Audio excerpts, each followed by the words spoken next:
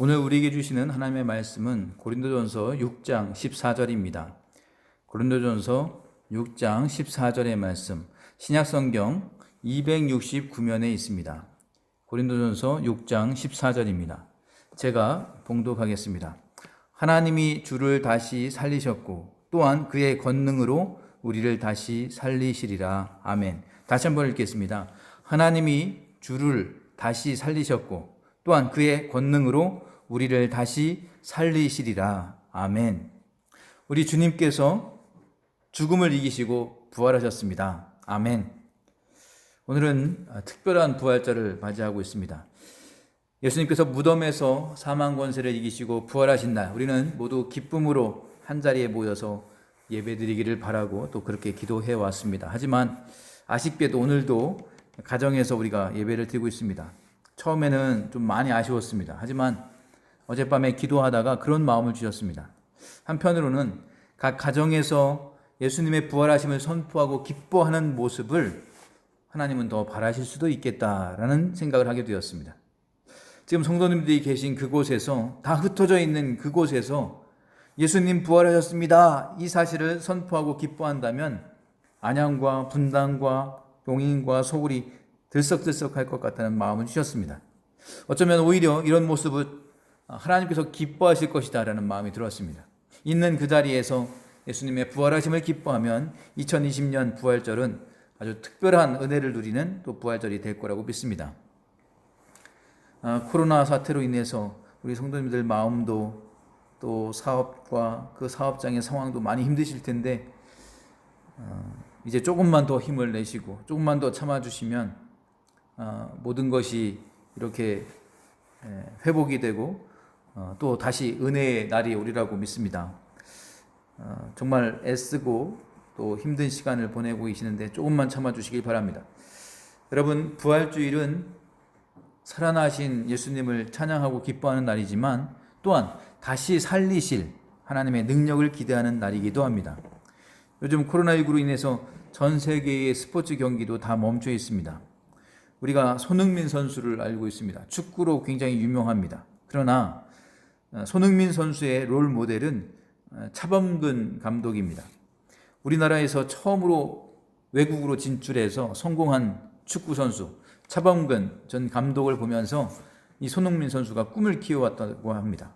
나도 저렇게 되고 싶다라는 꿈을 가졌을 것입니다. 그러다가 얼마 전에는 이 차범근 감독의 기록을 뛰어넘었습니다. 정말 대단한 기록이죠. 야구의 류현진 선수, 추신수 선수가 미국에 가서 아주 잘하고 있습니다. 굉장히 유명하지만 미국에 진출할 수 있었던 이유는 롤 모델이 있었기 때문입니다. 이전에 박찬호 선수가 있었습니다. 그래서 첫사람, 그 롤 모델, 이거 굉장히 중요합니다. 골프 선수 중에 골프 낭자들 이렇게 부르더라고요. 우리나라 젊은 여자 선수들이 세계를 주름졌습니다. 그런데 그 선수들 이전에 박세리 선수가 있었습니다. 그래서 박세리 이전의 골프와 박세리 이후의 골프가 다르다라는 말을 하는 것을 들었습니다. 그러니까 누군가를 보고 꿈을 꾸고 그의 삶을 따라가는 사람들이 있습니다. 이렇게 우리는 그전에는 꿈도 못 꾸던 일들을 이제 한 사람이 그것을 해냄을 통해서 그 사람의 뒤를 따라 걸어가는 사람들이 많아진다는 것을 알 수 있습니다. 그렇다면 여기서 이제 궁금한 것은 바로 우리 인류의 조상, 인류의 첫사람은 어땠을까 하는 겁니다. 하나님께서 땅의 티끌로 창조하시고 지으시고 숨을 불어넣어 주셔서 창조하신 첫사람은 과연 어땠을까? 첫사람 이 아담을 지으셨을 때 하나님은 정말 큰 기대를 가지셨을 거라고 생각합니다.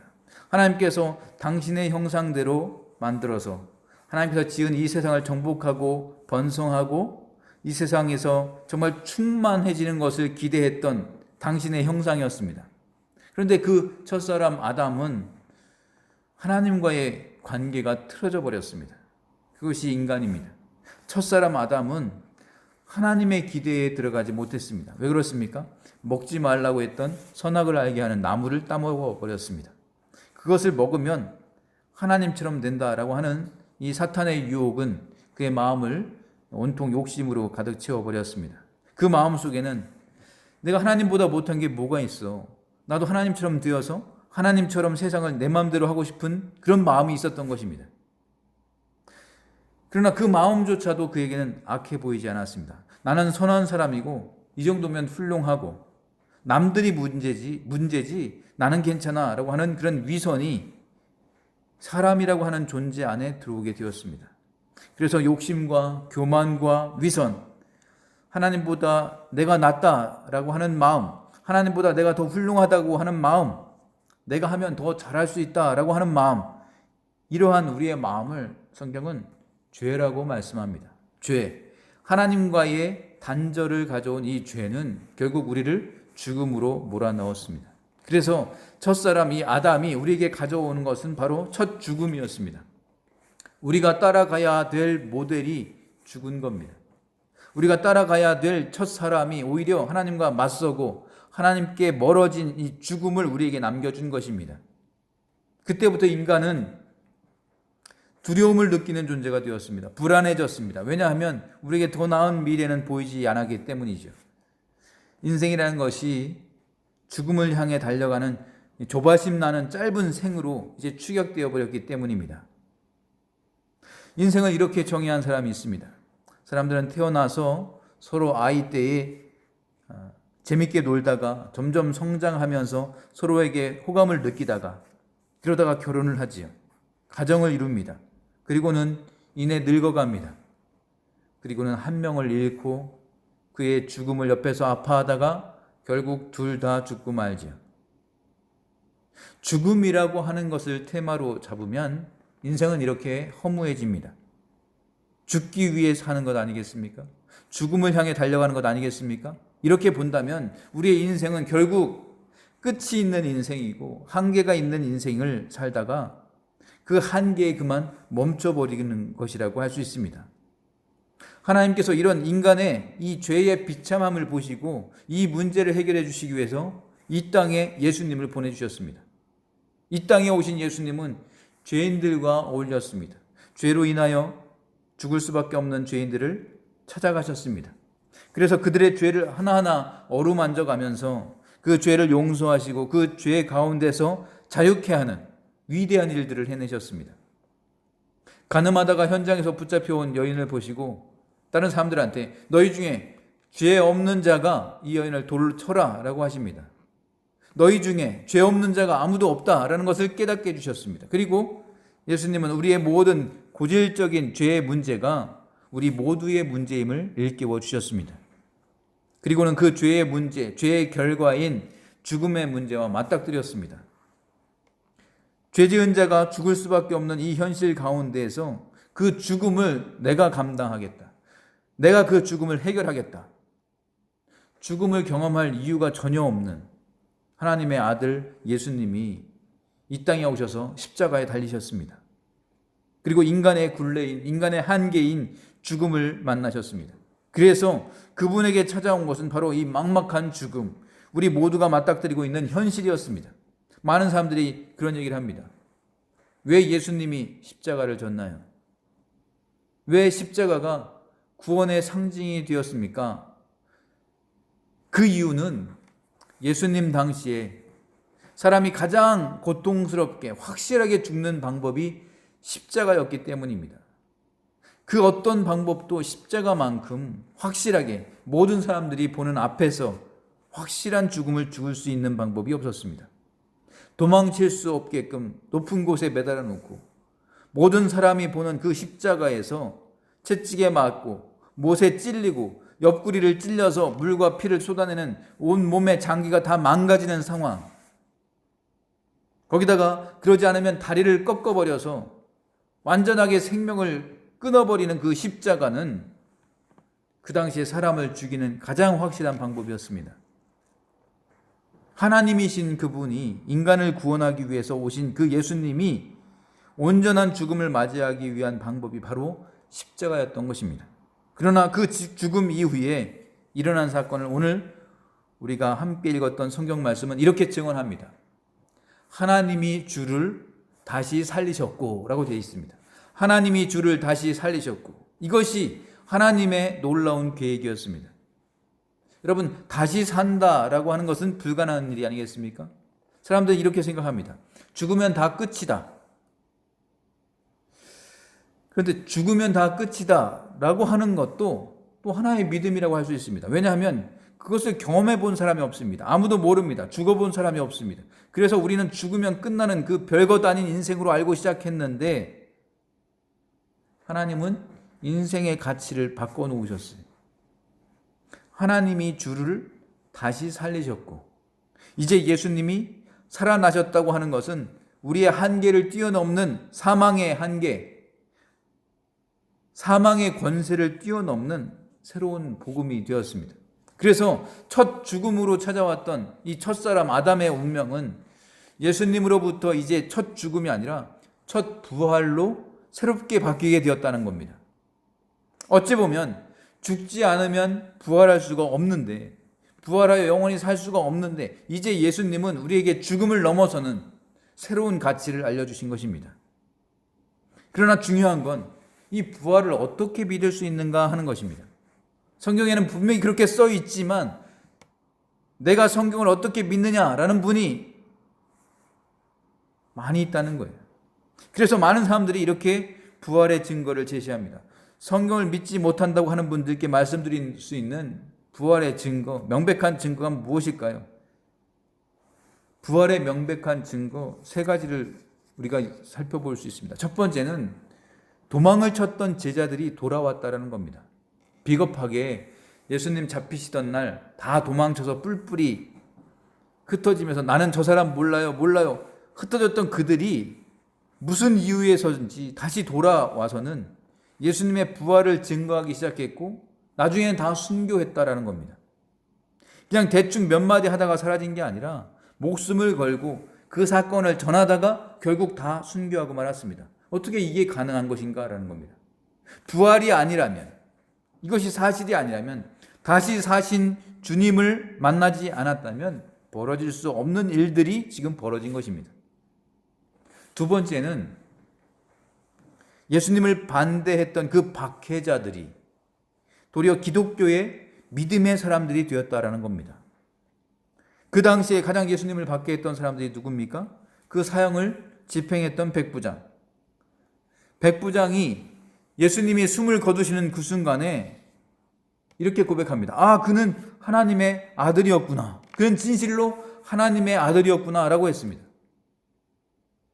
그리고 예수님의 그 십자가의 죽음을 가장 비난하고 예수님을 믿는 사람들을 잡으러 갔던 사울이 부활하신 주님을 만나서 사도 바울이 되었습니다. 그 사도 바울이 오늘 본문을 기록하고 있는 거예요. 오늘 본문을 기록하고 있는 사람은 바로 박해자였던 사울입니다.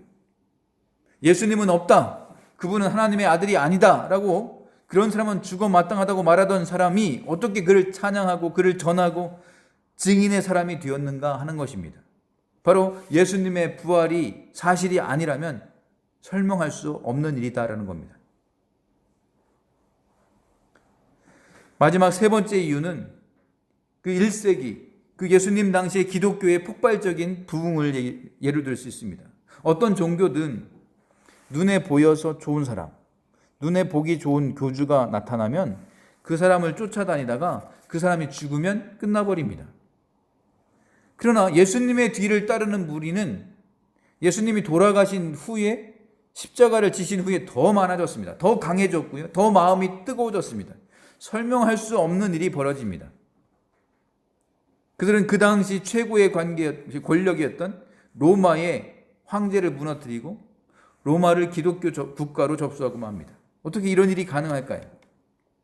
이것은 바로 예수님의 부활과 그 부활을 만났던 증인들이 이 진리의 부활 사건에 자신의 생명을 걸었기 때문에 가능한 일이었습니다. 지금 말씀드린 세 가지 증거에는 공통점이 있습니다. 바로 사람들이다라고 하는 겁니다. 사람의 변화가 증거입니다. 그 어떤 글도, 그 어떤 결정도, 그 어떤 회의도 예수님의 부활을 증명할 수 없습니다. 예수님의 부활을 증명하는 것은 바로 사람의 변화입니다. 비겁하게 도망갔던 제자들이 돌아와서 믿음의 사람으로 용기 있게 죽어가는 것, 또 예수님을 박해하고 예수님을 반대하던 자들이 예수님을 받아들이고 그분의 제자가 된 것, 또 예수님 그분을 십자가에 못 박았던 로마 정부가 기독교를 받아들이고 국교로 예수님을 믿게 된 것, 이 모든 것들이 바로 부활의 증거라고 할 수 있습니다. 그렇게 보자면 지금 이 시대에 부활의 가장 명확한 증거는 누구일까? 바로 우리들입니다. 지금 집에서 가족들과 모여서 예배드리고 있는 우리들입니다. 지금 많은 사람들은 코로나 때문에 사회적 거리를 지켜야 한다고는 알고 있지만 이게 너무 길어지면서 이게 지치게 되고, 그래서 집에만 있다가 모처럼 날씨 좋을 때 바람 쐬러 가자, 들로 산으로 뿔뿔이 흩어져 갈 것입니다. 휴일이라고, 일요일이라고 나의 만족과 나의 행복을 위해서 보내고 있을 것입니다. 그런데 이 시간에 지금 가족이 모여 앉아서 예배드리고 있는 우리들, 부활을 기뻐하면서 감사하는 우리들, 바로 우리들이 부활의 참된 증인이 아니겠느냐라는 겁니다.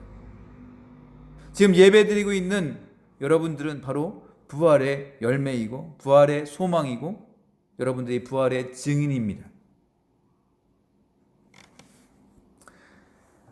여러 가지 상황 속에서 하나님을 믿는 게 부끄럽다, 창피하다 이렇게 말하는 신자들도 볼 때가 있습니다. 그런데 그게 아닙니다.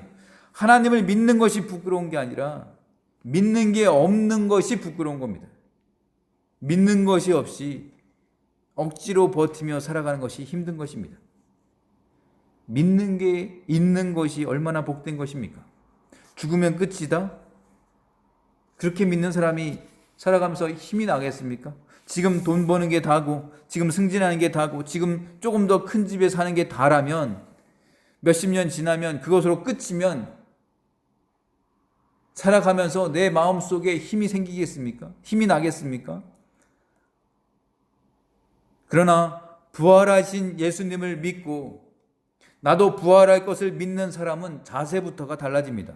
그 이유는 나는 영원한 존재이기 때문입니다. 나의 삶이 가치가 있기 때문입니다. 그리고 이 부활은 여기서 끝나지 않습니다. 오늘 말씀이 여기에 이어집니다. 보시면 하나님이 주를 다시 살리셨고 또한 그의 권능으로 라고 있습니다. 또한 그의 권능으로. 예수님을 살리신 하나님은 거기서 끝난 것이 아니라 계속해서 그분의 권능 가운데 일하십니다. 계속해서 하나님의 교회를 교회되게 하시고 하나님의 사람들, 그 믿음의 공동체가 이 땅에서 예수의 부활로 가슴 벅찬 믿음의 생활을 하게 하신다는 거예요. 그래서 오늘 우리가 함께 만나 함께 그분의 권능 가운데 서 있는 것입니다. 그 권능으로 이루시는 하나님의 아름다운 사건은 바로 이것입니다. 우리 마지막 부분 같이 한번 읽겠습니다. 하나님이 주를 다시 살리셨고 또한 그의 권능으로 우리를 다시 살리시리라. 우리를 다시 살리시리라. 아멘. 이것이 하나님이 오늘 우리에게 주시는 분명한 말씀입니다. 부활의 증거인 우리가, 부활의 증인인 우리가 이제 우리의 삶으로 다시 한번 하나님의 놀라운 섭리를 확신하고 우리가 경험하고 그것을 나누는 삶을 사는 것입니다. 우리를 다시 살리신다, 이 말씀은요, 지금 코로나19로 인해서 지금 아픔 가운데, 눈물 가운데, 고통 가운데 살아가고 있는 우리에게 주시는 하나님의 위로입니다. 하나님이 다시 살리실 것입니다. 지금 질병 가운데 있는 우리에게 주시는 하나님의 음성입니다. 내가 너를 다시 살려낼 것이다. 지금 살아가면서 인간관계 가운데 아파하고 갈등하면서 어떻게 살아야 할지 모르는 우리에게 주시는 하나님의 음성이에요. 내가 너를 다시 살릴 것이다. 삶의 의미를 잃고 소망을 잃고 그리고 이제는 살아갈 힘이 없어서 하나님은 어찌하면 좋겠습니까? 라고 답답함에 울부짖는 그런 사람에게 주시는 하나님의 음성입니다. 내가 너를 다시 살리리라. 우리가 죽음을 향해 가고 있던 우리들이, 죽음을 향해서 달려가고 있던 우리가 그 방향을 턴하는 거예요. 돌이킨다는 겁니다. 이제는 죽을 날을 향해 달려가는 것이 아니라 예수 그리스도가 다시 부활한 것을 믿는 자마다 다시금 하나님의 권능으로 우리가 다시 살아서 하나님과 함께 영생을 누리며 기뻐하며 감사하며 그분을 노래하는 거룩한 삶으로 나가게 될 것입니다. 그래서 예수님을 부활시키신 다시 살리신 하나님께 내 삶을 드리오니 하나님 잃었던 생명을 찾고 권능으로 나를 살리셨으니 매일매일의 삶을 권능으로 살게 하시고 하나님의 자녀로 이제 내가 거듭난 삶을 기쁘게 살게 해달라고 기도할 수 있다라는 겁니다. 여러분, 이 시간에 나를 살리신 우리 주님을 다 같이 바라보시길 바랍니다. 나를 이미 살리셨고 또 살리실 것이고 죽음 가운데 나를 건지셨고 또 건지실 하나님이 내 주님이십니다. 지금 이 땅에 살면서도 우리는 순간순간 두렵습니다. 순간순간 불행하다고 느낄 때가 있습니다. 이렇게 살다가는 다 엉망이 되어버릴 것만 같을 때가 있습니다. 그러나 그러한 마음을 가지는 우리에게 하나님은 약속하십니다. 내가 주를 살린 것 같이 내 권능으로 너도 살릴 것이다. 네가 지금 이 예배 자리에 있는 것은 내가 너를 살렸기 때문이며 아무리 어려워도 아무리 힘들어도 나는 너를 다시 살릴 것이다. 이 말씀을 기억하시길 바랍니다. 이제 말씀을 맺겠습니다. 이 시간에 나 같은 죄인을 살려주셔서 교만하고 욕심덩어리이고 위선덩어리인 나를 살리셔서 부활주일 이 자리에서 예배드릴 수 있는 그 특권을 주신 주님께 감사의 찬양을 드리면 좋겠습니다. 잃었던 생명을 찾았고 광명을 얻었다라는 것을 선포하시면 좋겠습니다. 하나님께 감사하며 내 집에 있는 모든 자들에게, 내 가족들에게, 이웃들에게 또 이 세상에 같이 선포하기 원합니다. 나는 하나님이 살리셨고 또한 살리실 인생입니다. 그분이 나의 구원의 주인이십니다. 이 사실을 선포하며 남은 우리의 삶을 하나님의 자녀로서 거듭난 삶을 기쁘게 살아가시는 저와 여러분 되시기를 주님의 이름으로 축원합니다.